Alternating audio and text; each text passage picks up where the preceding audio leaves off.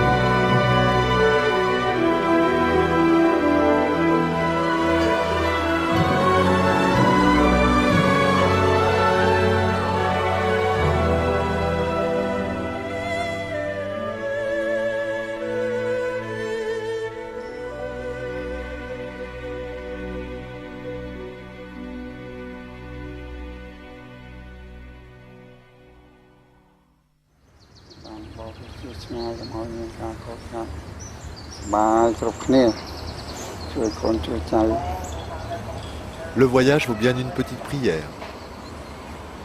Même si voilà déjà 40 ans qu'il vit sur les eaux boueuses du Mékong, Chi, le capitaine du Tum Tiu, n'omet jamais de déposer une offrande aux dieux et aux génies fonciers qui protégeront sa route.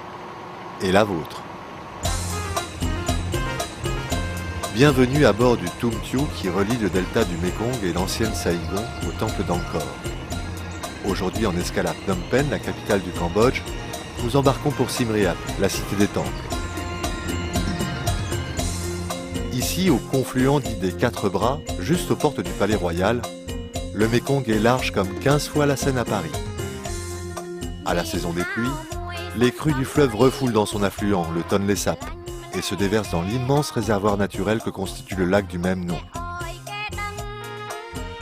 À la saison sèche, la saison de pêche, le Tonlé inverse son cours et reprend normalement sa route jusqu'à la mer de Chine. Le lac est alors une immense réserve d'oiseaux. Ce phénomène naturel est unique au monde, un peu comme le voyage que vous entamez.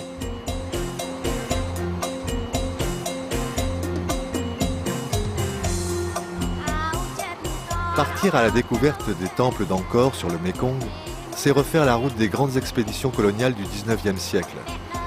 Mais c'est surtout découvrir un pays et une civilisation à travers la dimension symbolique de l'eau.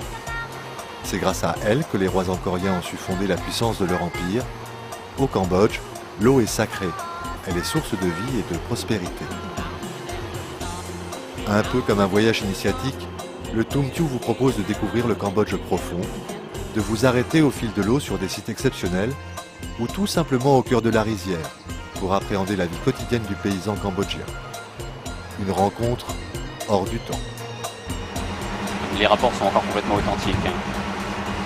Surtout sur le fleuve où justement c'est en dehors des sentiers battus et les villages qui sont au bord du fleuve n'ont pas l'habitude de voir des étrangers s'arrêter dans leur village. C'est très candide, c'est très naturel, les gens viennent vers nous, on se demande qui est le spectateur, qui est le plus surpris de rencontrer des Cambodgiens ou des Cambodgiens de rencontrer des étrangers. Donc les rapports humains sont très faciles, très agréables, très naturels. Il n'y a pas de rapport encore de touristes à autochtones, oui, enfin les rapports sont encore complètement authentiques.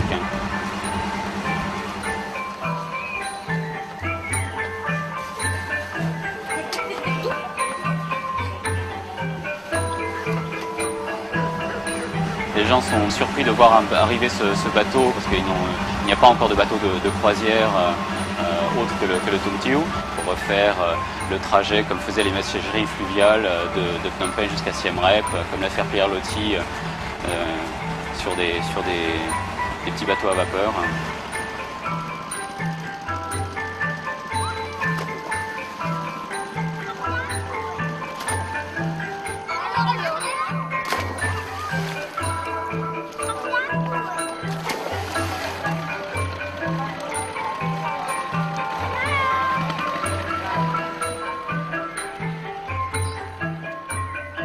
Udong, l'ancienne capitale du royaume. Les stupas des rois dieux y ont élu domicile et tout récemment des reliques du Bouddha y ont été déposées. Un événement important dans un pays à 90% bouddhiste et où la ferveur populaire exprime la joie de vivre. Ici reposent les ancêtres du roi du Cambodge, Norodom Sihanouk.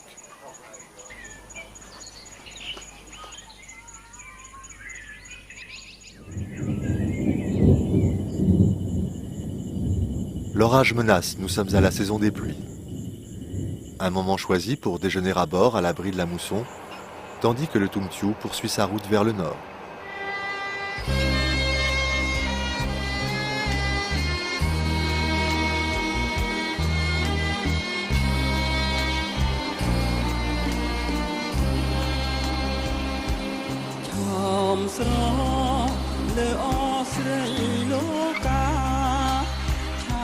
Au Cambodge, 85% de la population est paysanne.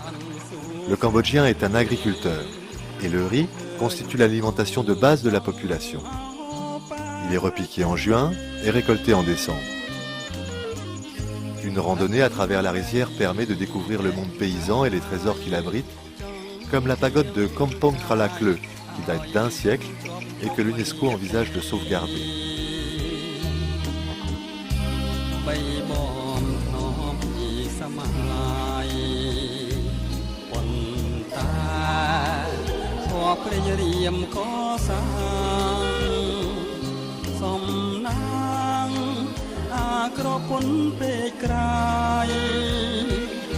C'est les petits secrets, ça. C'est les petits secrets dont on est très heureux de profiter.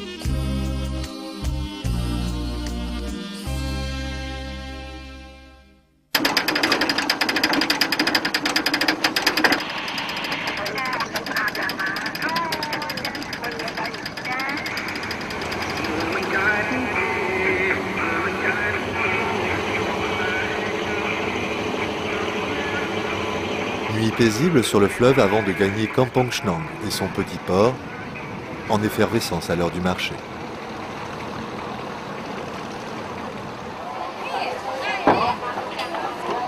C'est l'ultime étape du Tum Thiu avant le Grand Lac. Ici accourent les villageois et les pêcheurs de toute la région, où l'on commerce,